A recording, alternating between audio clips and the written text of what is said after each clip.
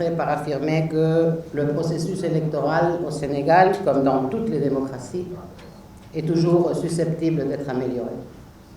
Et c'est cette idée qui nous mène à travailler avec nos partenaires ici au Sénégal, qui partagent absolument avec nous cette même réflexion. Nous sommes assez contents d'avoir pu constater que beaucoup de nos recommandations et commentaires de 2019 ont été très bien accueillis par nos interlocuteurs aussi pendant cette mission. Nous avons rencontré, je vais vous citer un peu les personnes, les institutions que nous avons rencontrées pour que vous ayez un peu une photo de notre travail.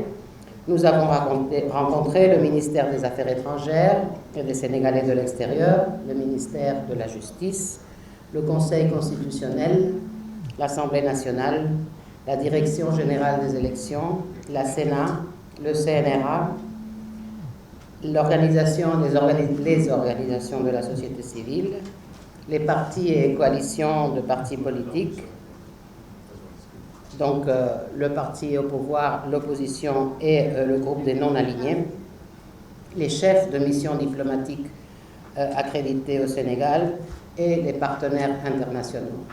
Alors, comme vous voyez, on a pu échanger vraiment avec les principaux acteurs politiques et civils du pays.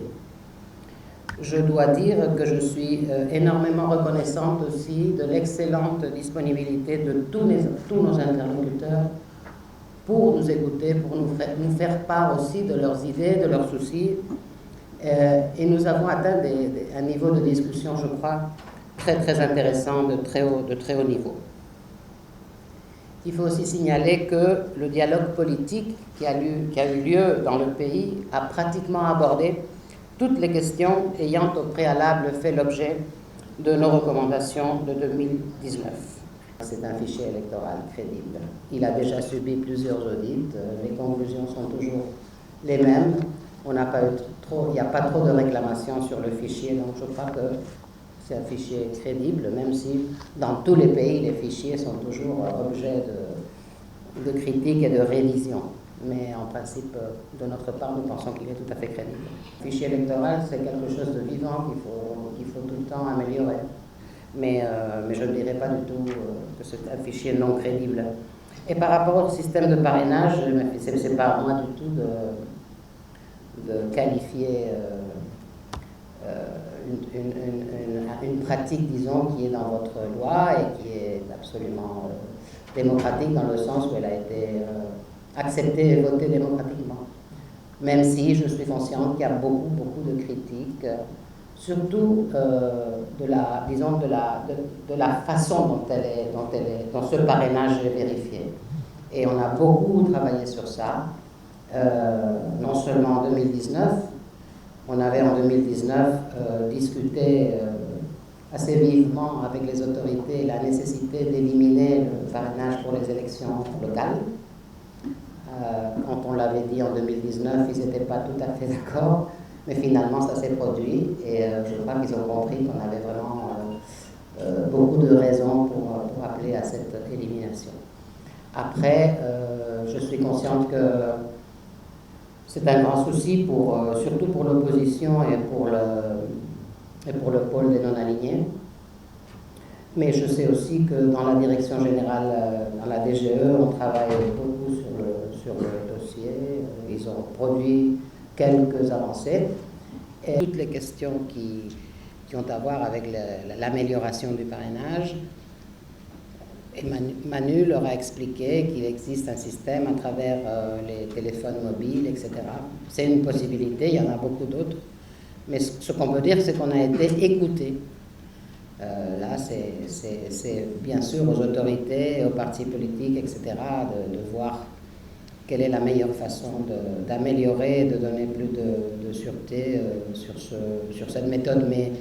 Mais on ne peut pas dire s'ils vont le faire ou ne pas le faire. C'est à eux de décider. C'est à vous, finalement, de décider. Sénégalais, nous, on peut donner des exemples. Manu a beaucoup étudié un système, disons, comparatif, et on leur a tout expliqué, mais c'est aux autorités sénégalaises de voir.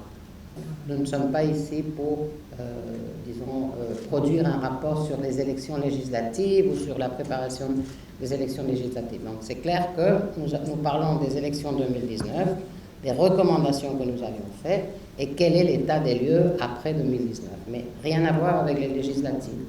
Ça, il faut que ce soit clair.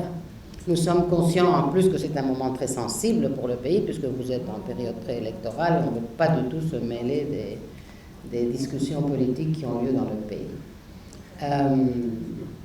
Écoutez, c'est toujours quand on observe un système électoral, on trouve toujours des défauts. Et les réformes électorales sont toujours difficiles. Moi, je dis toujours que les réformes électorales sont comme une couverture, une petite couverture. Si tu te couvres les épaules, tu ne te couvres pas les pieds, tu découvres les pieds. Et si tu te couvres les pieds, tu découvres les épaules. Donc, les lois électorales sont très, très, très difficiles. Il faut bien sûr une volonté politique de la part de tous les acteurs politiques pour améliorer ces processus. Et il faut aussi, je crois, et ça existe dans ce pays, une forte pression de la société civile qui est très consciente des problèmes que le système électoral et les élections posent. Mais pourquoi ça ne se fait pas? Parce que ça a à voir avec des discussions très profondes sur le système politique, sur le pouvoir, sur... Il n'y a aucun mystère au Sénégal, c'est pareil partout dans le monde. Les systèmes électoraux sont difficiles à consensuer, c'est pas évident.